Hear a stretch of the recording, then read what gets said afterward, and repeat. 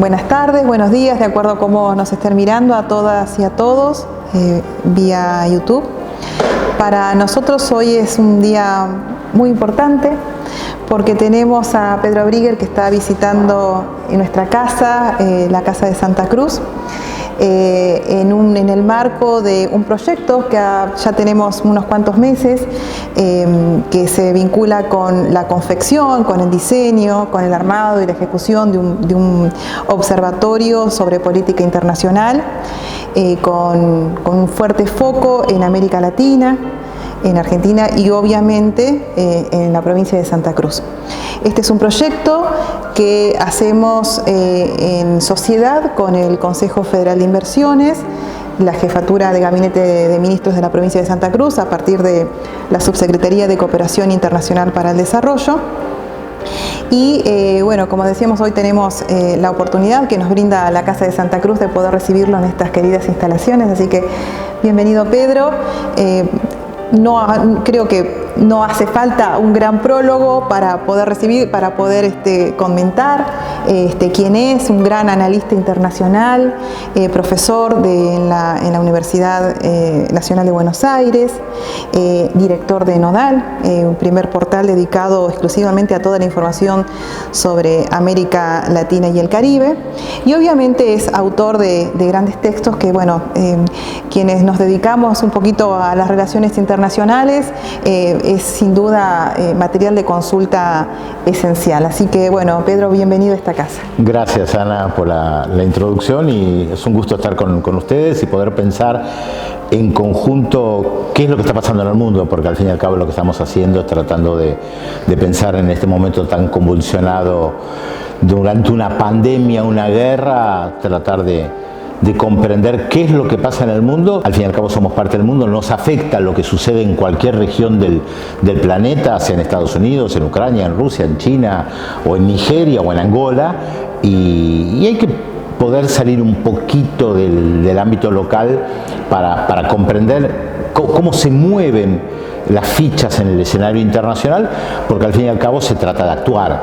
Entonces, el rol a veces de quienes analizamos lo que pasa en el mundo es darle los elementos a las personas que actúan para que puedan actuar justamente en base a lo que está pasando. Exactamente, y bueno, siempre con la claridad tuya, Pedro, que nada, es justamente lo que necesitamos, ¿no? Poder, esos conceptos, ¿no? Que uno a veces habla de las relaciones internacionales, de la política exterior de los estados y demás, y lo ve como grandes entelequias, vos lo podés concretizar, bajar y explicarnos a todos y a todos de cómo viene, qué está pasando en este mundo, que bueno, la dinámica, ¿no? Es con dinámicas tan complejas, ¿no? Como recién vos nos comentabas. Bueno, si te parece, podemos comenzar a dialogar. Hay un tema que a nosotros y a nosotras en Santa Cruz nos parece como muy que está en la agenda, ¿no? De Santa Cruz y obviamente del mundo, que son el tema de los recursos naturales. Santa Cruz, vos bien sabés, todos y todas sabemos, está geopolíticamente ubicado en una zona estratégica del continente americano. Como le dice nuestra gobernadora Alicia Kirchner, somos del sur del sur. Es una provincia que hoy, si uno ve el mapa bicontinental, está muy cerca, ¿no? De lo que es el continente blanco, de todos los recursos, que hay algunos que todavía no sabemos, ¿no? qué son, dónde están, para qué sirven, pero bueno, que ya tenemos investigaciones desde el norte, ¿no? Que saben que hay ahí, y por eso, ¿no? Esta disputa que hoy, por ejemplo, mantenemos con Malvinas, ¿no? Entonces, que nos cuentes vos qué está pasando en el mundo en la actualidad, en el plano internacional, cómo viene, cuál es la discusión sobre los recursos naturales, sobre las energías renovables, ¿no? Que bueno, está en la agenda en la agenda internacional. A ver, el tema de los recursos naturales es un tema recurrente en la historia de la humanidad. Quien puede acceder a aquello que permite que un pueblo se desarrolle tiene la capacidad de implementar un desarrollo para el lugar que sea. Sin irnos, por supuesto, a la historia de la humanidad, hay que pensar que en la historia del capitalismo la puja entre las grandes potencias en desarrollo durante el desarrollo capitalista por los recursos naturales estuvo a la orden del día. Las grandes guerras que tuvieron Inglaterra y Francia, Francia y España, luego entraron otras potencias también, tuvo que ver justamente con la búsqueda de los recursos naturales que les permita a ellos, me refiero a esos países, a esas regiones, tener un alto nivel de vida y desarrollo, con la mala suerte, entre comillas, de que muchos de los recursos naturales más importantes no estaban, por ejemplo, en territorio europeo. Hay como una paradoja, que el capitalismo se desarrolla en Europa, pero gran parte de los recursos naturales están en otros lugares, que ellos tienen que conquistar justamente. Aquello que Eduardo Galeano siempre decía, que con el oro y la plata que se robaron solamente de Bolivia o de algunas regiones de Bolivia, se podía haber tendido un puente que uniera América y Europa, ya da cuenta de la magnitud de algunos de los recursos que se robaron directamente, porque esto no está mal utilizar una palabra que refleja bastante la realidad. Por supuesto que el mundo cambió, que hay otras potencias, que hablamos de niveles de desarrollo diferentes, y que además, si pensamos en América Latina, ha habido experiencias donde se buscaba utilizar los recursos naturales propios en beneficio propio. Y ahí hay un choque histórico también entre las potencias que buscan apoderarse de determinados recursos naturales que no están en su territorio, y las poblaciones locales que dicen, bueno, esto nos pertenece. A ver, el ejemplo más claro al respecto es el tema del petróleo. Una vez que se descubre el petróleo a fines del siglo XIX, principios del siglo XX, en el mundo árabe, en el Golfo Arábigo-Pérsico, en Arabia Saudita, en Irak, en Irán, lo que hoy es Kuwait, esos territorios que antes eran de paso solamente para el comercio, comenzaron a ocupar un lugar estratégico, no solamente por las vías marítimas y poder comerciar, por ejemplo, con la India para Inglaterra o Francia, sino también en un recurso estratégico para poder desarrollarse ellos, y por algo una matriz energética que hasta el día de hoy tuvo al petróleo como uno de los ejes centrales. Por lo tanto, quien es dueño del petróleo maneja, se puede decir, en gran parte no solamente los recursos naturales, sino el desarrollo de un determinado país. Siempre se recuerda cómo en el mundo árabe hubo negociaciones con las grandes empresas petroleras estadounidenses, europeas, porque los monarcas árabes llegaron a un acuerdo conocido en el mundo del petróleo como el 50-50, 50% para ustedes, 50% para nosotros. O sea, los propios monarcas árabes, sin ser ni de izquierda, ni antiimperialistas, ni plantear todo un análisis sesudo del desarrollo capitalista, sin haber leído a Marx, entendían que tenían un recurso natural.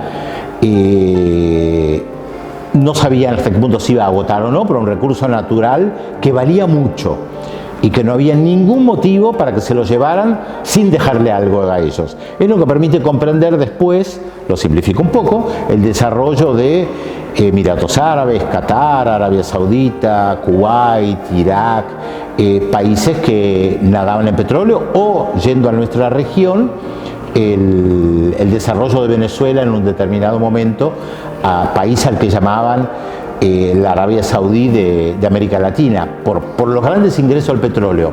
Pero hay un libro muy interesante que escribió una socióloga venezolana respecto al tema del petróleo, que tal vez puede resumir el problema de los recursos naturales, porque planteaba si es una bendición o una maldición.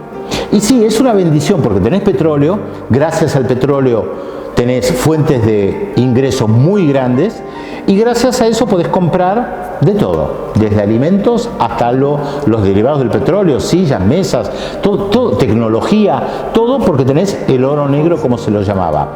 Ahí tenés una bendición, pero la maldición es que, por lo general, el petróleo no te pertenece, es un recurso codiciado, y además tu desarrollo solamente depende del petróleo, como lo que tenés es codiciado y es tan fácil sacarlo, es fácil entre comillas, ¿no? Pero es tan fácil sacarlo, ¿para qué vas a desarrollar algún otro tipo de industria pesquera, marítima, vacuna? O sea, ¿para qué vas a verse cómo invertís con tecnología en el campo, en el agro, si tenés petróleo? Vendés petróleo y con eso resolvés absolutamente todo, porque tenés tanto dinero que podés invertir en lo que quieras. El problema, y el caso de Venezuela es muy bueno al respecto, que cuando Hugo Chávez gana la presidencia en diciembre de 1998, los datos que se manejaban, que se decían, hay diversas fuentes, es que la pobreza en Venezuela estaba entre el 70 y el 80%, que es lo que permite explicar cómo surge alguien como Chávez, sin entrar demasiado en la historia de Venezuela. Y claro, la pregunta inmediata es, pero un momento, si nadaban en petróleo, si era una bendición, ¿cómo puede ser que haya niveles tan altos de pobreza? Bueno, justamente porque también era la maldición, porque había otra maldición que se suma al hecho de este recurso, y es quién lo controla. Y quienes controlaban ese recurso en Venezuela no les interesaba el desarrollo de la inmensa mayoría de la población local. Lo que les interesaba era engrosar sus arcas, sus cuentas bancarias y tener una pequeña franja de la población que viviera muy bien. Ahora, en nuestra época se incorporan otros elementos, y ahí entra lo que decías también de los recursos renovables, y es que hay recursos que son finitos, que no sabemos por cuánto tiempo más estarán, y que además tenemos otro problema, y es que la extracción de algunos de estos recursos que le sirven a determinados países afectan nuestras vidas, contaminan, y ahí hay un choque que no es fácil de resolver. El gran dilema, ¿no? La cumbre del cambio climático, la cumbre sobre cambio climático, protocolo de Kioto y todas esas líneas que ha comenzado a trabajar desde los 90 y pico, sí, ¿no? Y las exigencias a países que a veces no tienen los recursos. La doble vara. Exactamente, la famosa doble vara, para poder invertir en determinado desarrollo, y que te vienen los grandes organismos internacionales a imponerte pautas de desarrollo que en realidad no necesariamente le sirven a la población local. Totalmente.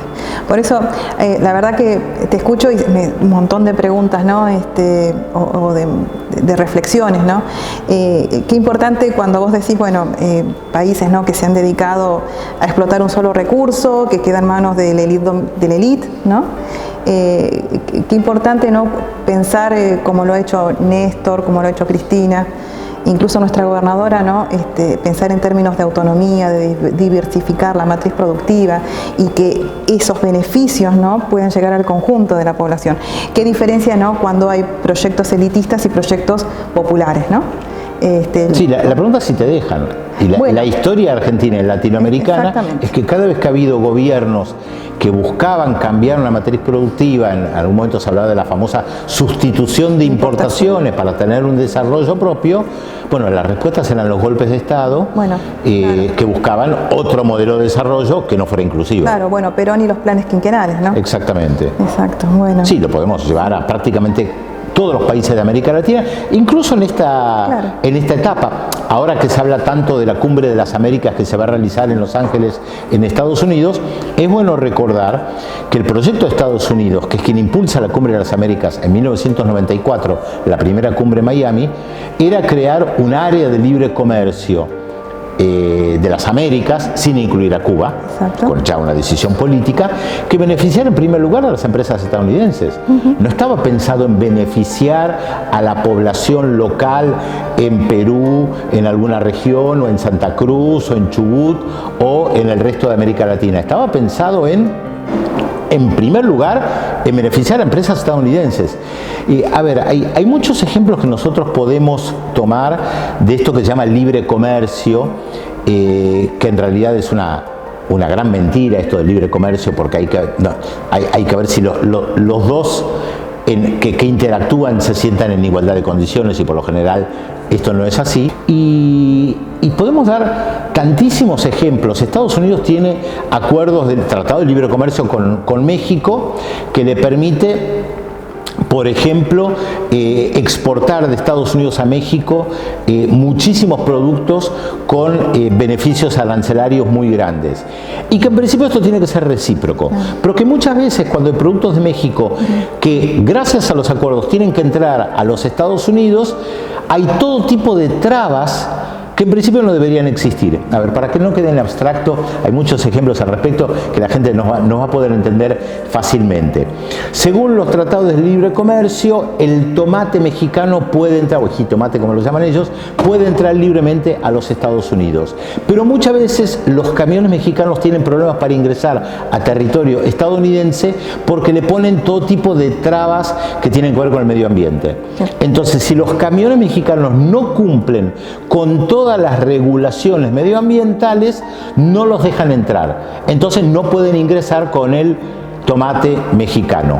O el tema del atún. Según los acuerdos de libre comercio, el atún mexicano podría entrar sin ningún tipo de trabas a territorio estadounidense. Pero ahí vienen organizaciones no gubernamentales, ambientalistas, que plantean que en realidad la caza del atún o la pesca del atún en tierras mexicanas se hace con redes que depredan otros peces y que por lo tanto eso modifica el equilibrio del medio ambiente y entonces no podemos permitir que ese atún entre a los Estados Unidos. Podría dar centenas de ejemplos de América Latina de lo que es el famoso libre comercio como una gran mentira. El ALCA era eso. Claro. Por eso una oposición de los 4 países del Mercosur y Venezuela al ALCA no era un capricho ni anti-Bush ni anti-norteamericano en abstracto.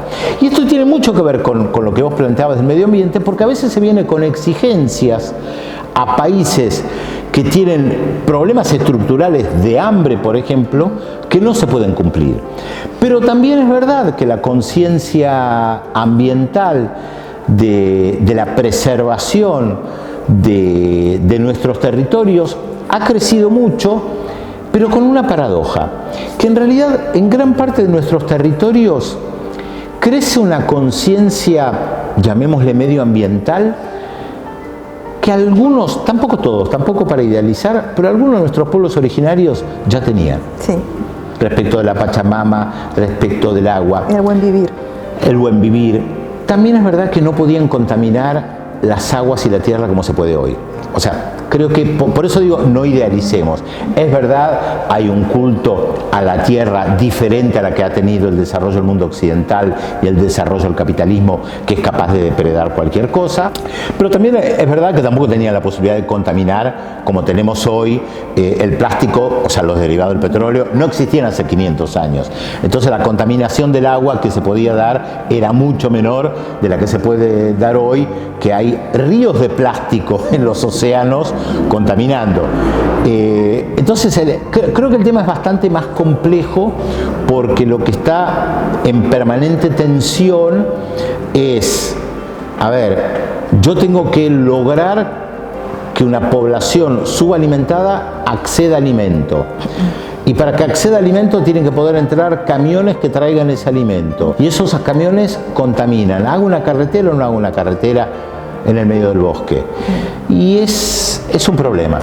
Es complicado. No, creo que no hay una respuesta unívoca al respecto. Un poco retomando, ¿no?, esta conversación sobre los recursos naturales y los recursos renovables. ¿Cómo crees vos que va a afectar, bueno, lo que está pasando en Europa, en la guerra, Rusia, con la transición energética? ¿Crees que va a estar afectado, va a tener un impacto en esta transición energética, ese conflicto en el mediano, en el largo plazo? ¿Cómo analizas esa cuestión? Acá hay dos variables. Una, cuál es el proyecto político-económico que tiene cada uno de los países de la región, y sabemos que hay una diversidad de proyectos. Y la segunda es qué capacidad técnica, tecnológica tenés para hacer un determinado desarrollo.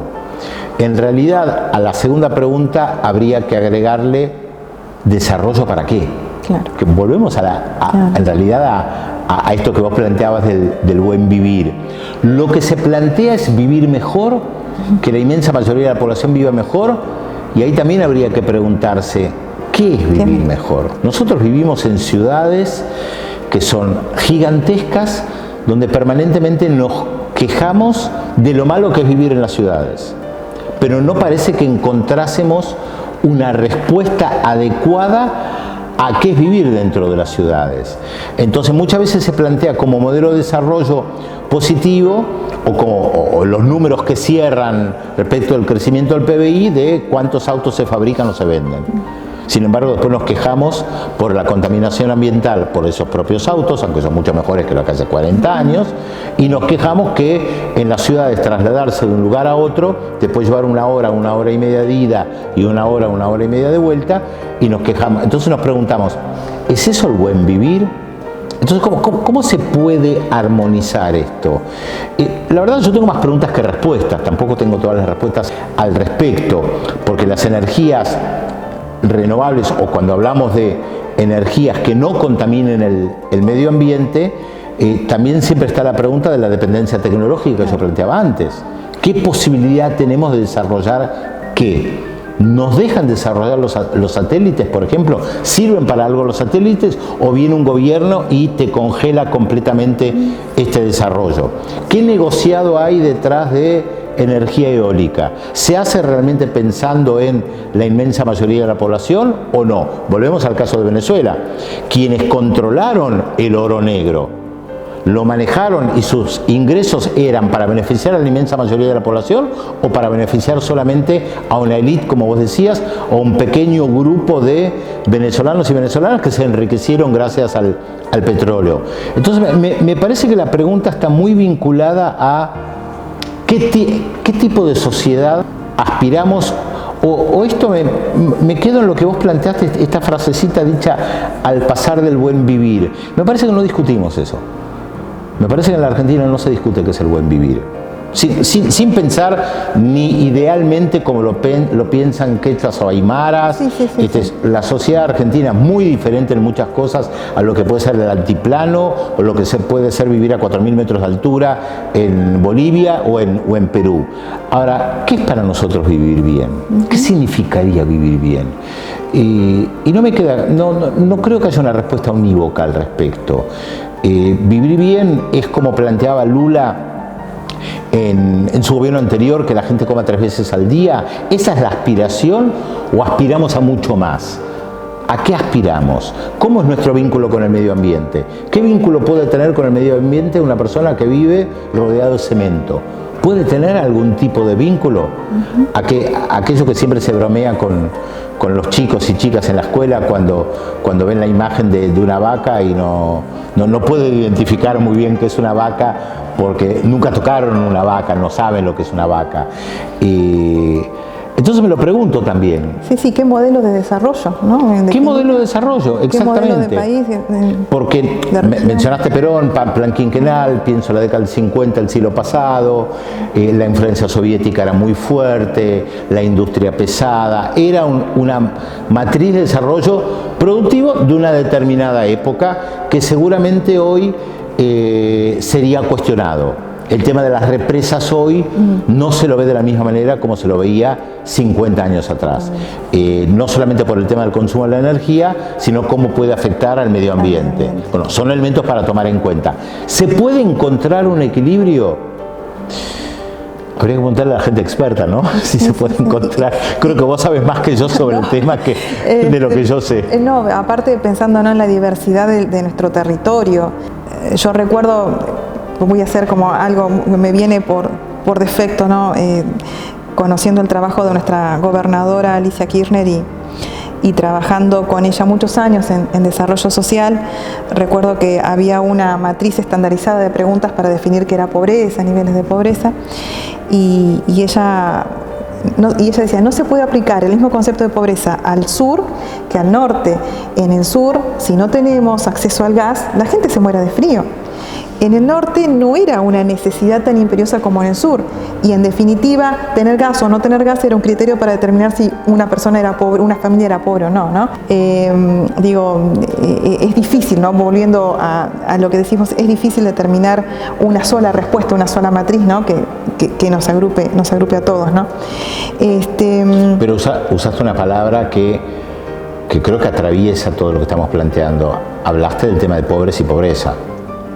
Entonces la pregunta es si hay algún tipo de plan económico, político, social que busca que en Argentina no haya pobreza, por ejemplo. Que no haya hambre en un país tan rico como siempre se dice, ¿no?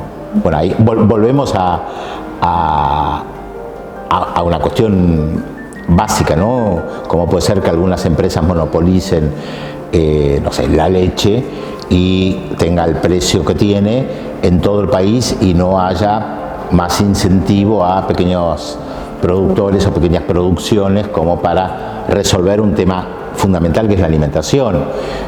Otra vez, no es un rubro que yo maneje como para dar una respuesta. Planteo más que nada la pregunta. Al fin y al cabo creo que la intención de este diálogo también es buscar a través de las preguntas, más preguntas, sí, más preguntas, porque no tenemos totalmente las respuestas y porque las respuestas son variadas. Bueno, como un poquito yendo otra vez, ¿no?, al eje de lo que hoy nos habíamos propuesto dialogar, el tema de las energías. Yo te comentaba de que en Santa Cruz tenemos una agenda, ¿no?, de energías renovables muy interesante. Tenemos una planta experimental de hidrógeno en Pico Truncado que ya tiene más de 15 años, experiencias en energía eólica, y esto es algo muy interesante en el trabajo que hacemos cotidianamente y en la vinculación de cooperación internacional. Conversando con funcionarios de Nueva Zelanda nos decían de que Wellington tiene, entiendo que es por la misma latitud, ¿no?, tiene la misma potencia eólica que Santa Cruz. Impresionante, ¿no?, lo que puede generar la energía eólica para la región. Lo mismo, bueno, que experiencias o el desarrollo incipiente, pero desarrollo, en fin, de la energía mareomotriz, ¿no? ¿Cómo ves entonces la potencialidad, ¿no?, hoy de la Argentina de poder insertarse en este patrón de transición energética? Si hay un programa político y económico que lo impulse, me parece que se puede implementar. El problema es que ahí te metes en un problema más global que tiene que ver con condicionamientos de organismos internacionales, Fondo Monetario Internacional de por medio, que te traba determinados proyectos que puedan permitir, voy a usar una palabra que me parece crucial, que es la palabra independencia, la independencia de criterio en el momento de decidir un determinado patrón de desarrollo. Ahora, los organismos internacionales por lo general no permiten esa independencia de criterio. Entonces, estás como atrapada en un proyecto que querés tener y un proyecto que no te dejan tener, que no te dejan desarrollar, con tantos condicionamientos que no lo puedes desarrollar. Me imagino que en la provincia, como en tantas otras provincias, existe el problema de queremos invertir no hay recursos.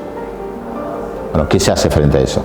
O sea, ¿cómo hace una provincia para llegar a acuerdos con Nueva Zelanda, como vos decías? ¿Qué posibilidad tiene de llegar a acuerdos para desarrollar una industria no contaminante que además puede servir para hacer negocios con otros países o una integración regional? Bueno, eso es parte de un proyecto político. Totalmente. O sea, yo creo que lo central es la decisión política de llevar a cabo este proyecto, pero ahí es donde digo que chocas con organismos internacionales que no siempre te lo permiten.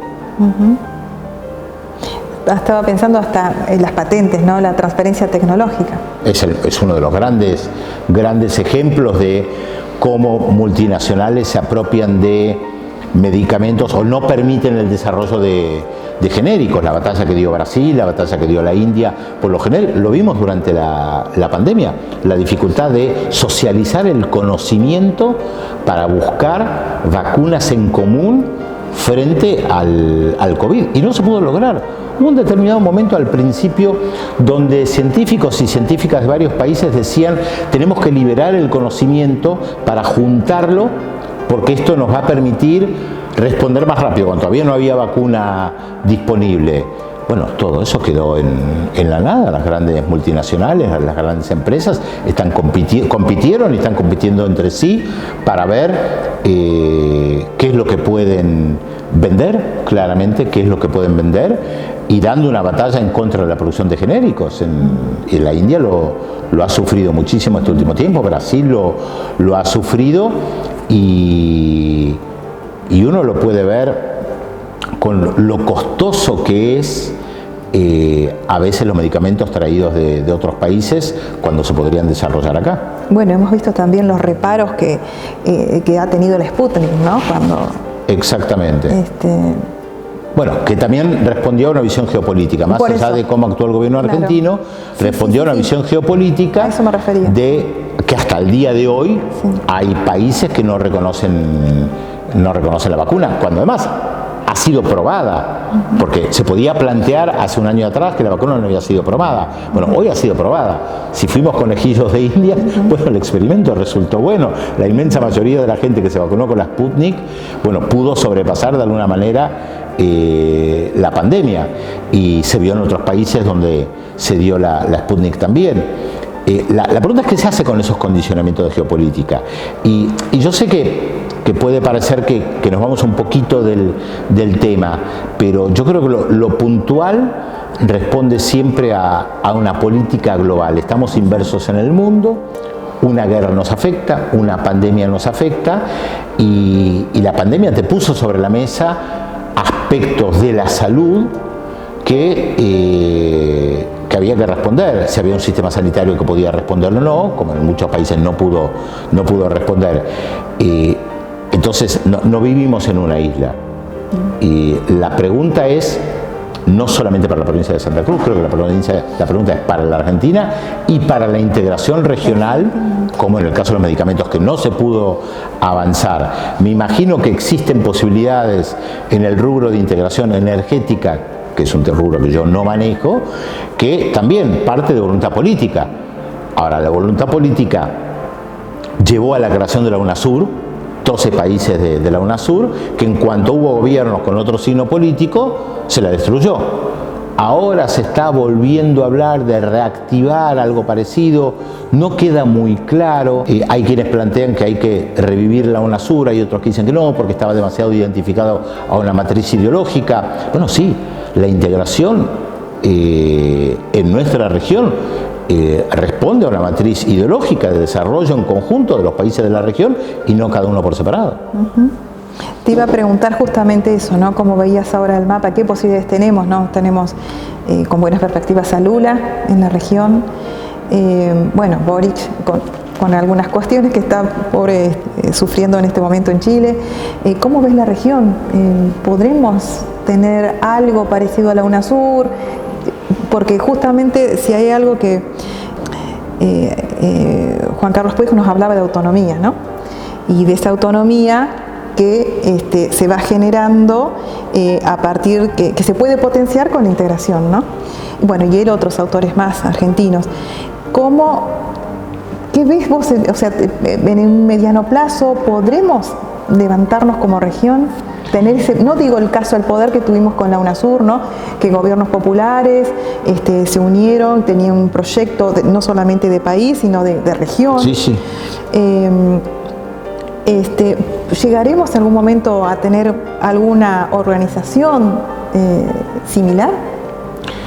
Mira, yo desde el año 2005 aproximadamente, coincidentemente con la Cumbre de las Américas, que creo que fue un punto de inflexión, que vengo hablando de una América Latina en disputa. Hay una disputa entre dos proyectos, si bien hay muchos múltiples proyectos dentro de estos dos proyectos, pero dos proyectos contrapuestos.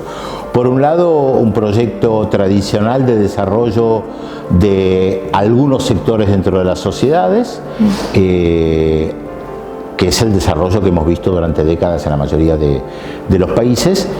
Se los puede llamar conservadores, de derecha, liberales, neoliberales. No es una categoría homogénea, porque no son proyectos unívocos. Y del otro lado tenemos también proyectos progresistas, populares, nacional populares, de izquierda, centroizquierda. Tampoco se los puede ubicar en una categoría, pero que este proyecto, digamos, de progresista popular, sí buscaba la integración regional y no miraba solamente a lo que pasaba en Estados Unidos y a Europa.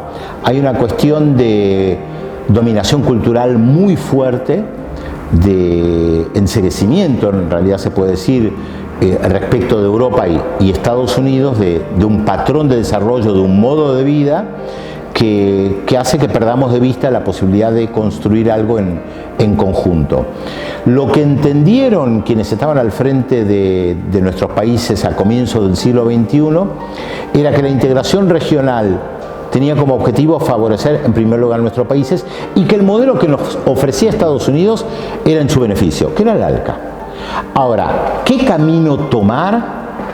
Ahí comienzan las preguntas. Y retomando lo que nosotros nos hacíamos, ¿no? Bueno, ¿qué camino tomamos? ¿Construimos un Banco del Sur? Nunca nació. ¿Construimos una integración regional de la UNASUR? Nació con todas sus diferencias, se mantuvo durante un tiempo. Avanzamos con un comité de salud de la UNASUR para enfrentar problemas sanitarios de manera común, después fue destruido. Había un comité de defensa suramericano, decidir por primera vez que los 12 países del sur pensaran hipótesis de conflicto o desarrollo en común sin depender de lo que dice el famoso Comando Sur de los Estados Unidos, que permanentemente empuja hoy a los países de nuestra región a no tener, por ejemplo, negocios o vínculos comerciales importantes con China y Rusia. ¿Están abogando por nuestros intereses o por sus intereses? Bueno, esto es una disputa política.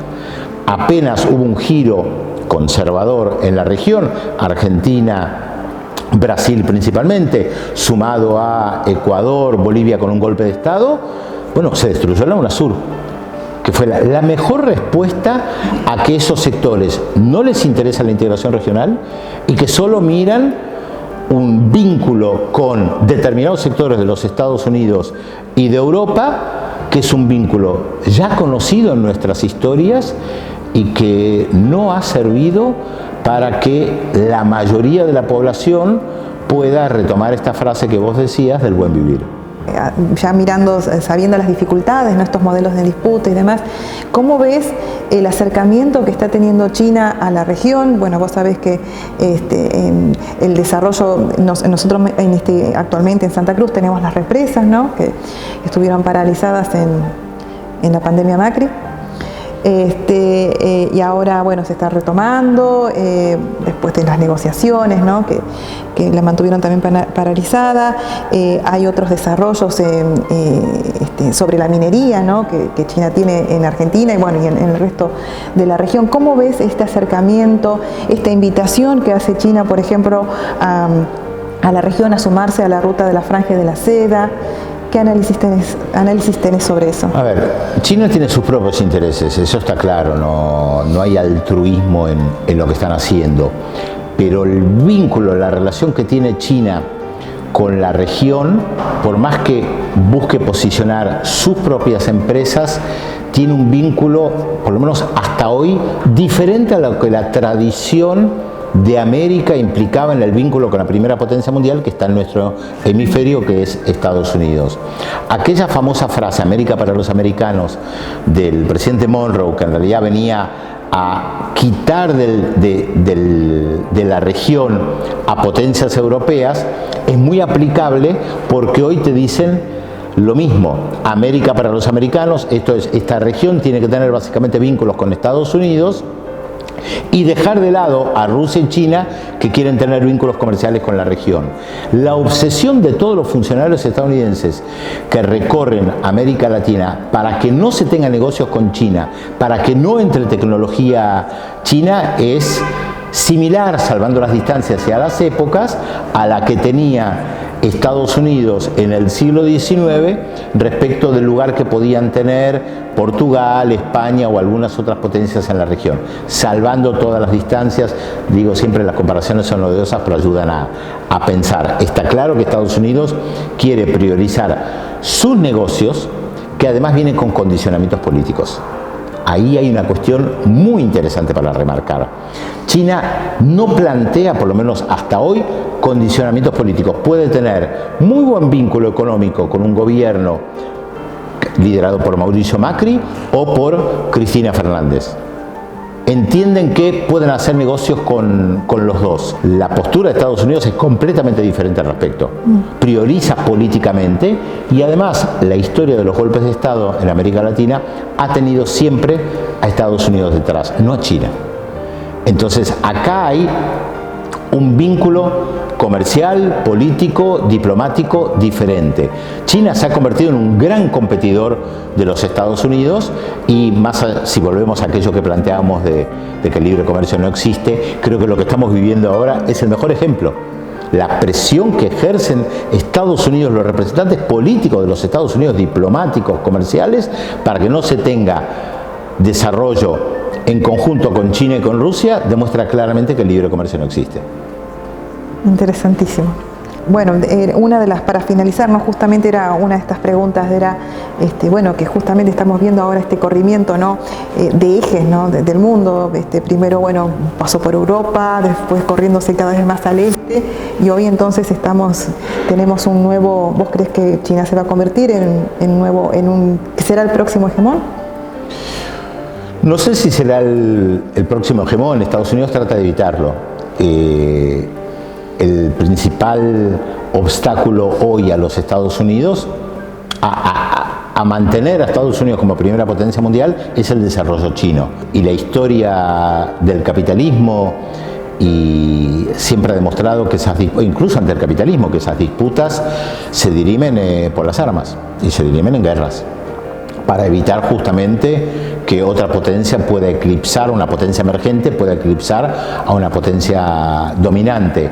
Parece irreal pensar en guerras. Bueno, estamos viendo en la situación en Ucrania, donde hay una guerra, más allá de muchas otras guerras que hay en diferentes lugares del planeta. China permanentemente advierte que Estados Unidos está recreando la OTAN que tiene en Europa en la zona del Pacífico, que a través de todo tipo de acuerdos con Australia, con Japón, con Nueva Zelanda, con la India, donde el objetivo es evitar la hegemonía china en la región.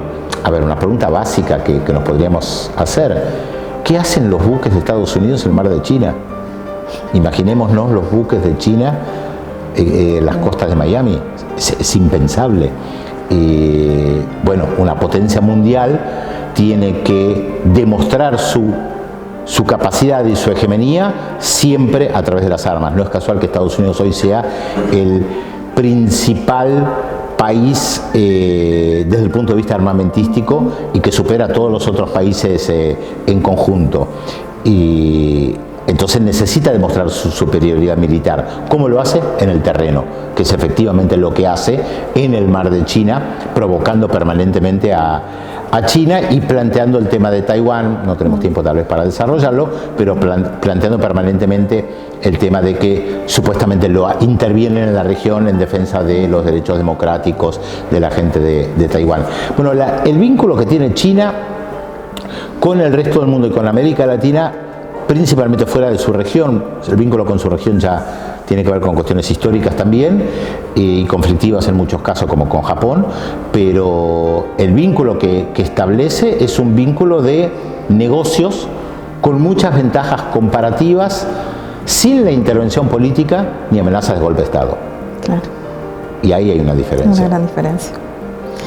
Bueno, Pedro, más que agradecidas por esta oportunidad de clarificarnos, de desmistificar algunas cuestiones que mucho se dice en los grandes medios de comunicación, y bueno, y siempre es una oportunidad de contar así con personalidades como vos, analistas de tu talla, que pueden ir alumbrándonos en este mundo tan complejo y tan dinámico en el que estamos insertos. Más que alumbrar, compartiendo preguntas. Exacto, reflexionando. Así que bueno, te damos las gracias. Gracias y bueno, vamos a continuar seguramente en otra oportunidad, con más preguntas y con otras agendas también que ya vamos a diseñar y llevar a la provincia de Santa Cruz. Así que muchas gracias. Muchas gracias. Gracias a ustedes.